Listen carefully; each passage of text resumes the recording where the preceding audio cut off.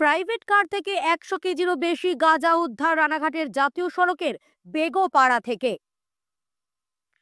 জানা যায়, গোপন সূত্রে খবর পেয়ে নাকা চেকিং চালিয়ে একটি প্রাইভেট কার থেকে 100 কেজিরও বেশি গাঁজা বাজেয়াপ্ত করল রানাঘাট পুলিশ। সূত্রের খবর, শুক্রবার সকালে রানাঘাট পুলিশ গোপন সূত্রে খবর পায় কোচবিহার থেকে কলকাতার উদ্দেশ্যে একটি গাড়িতে বিপুল পরিমাণে গাঁজা নিয়ে যাওয়া হচ্ছে।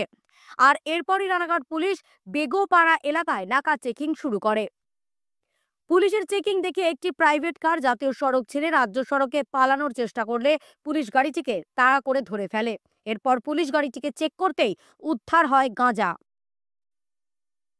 এই ঘটনায় পুলিশ এক ব্যক্তিকে গ্রেফতার করে।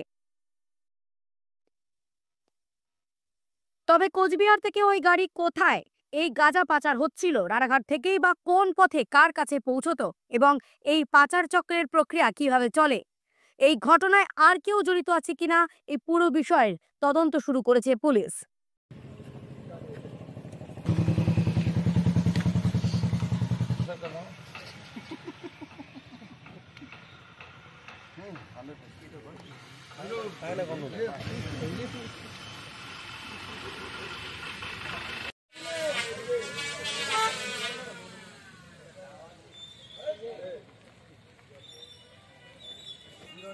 অবলিক 14 অবলিক 544 হ্যাঁ।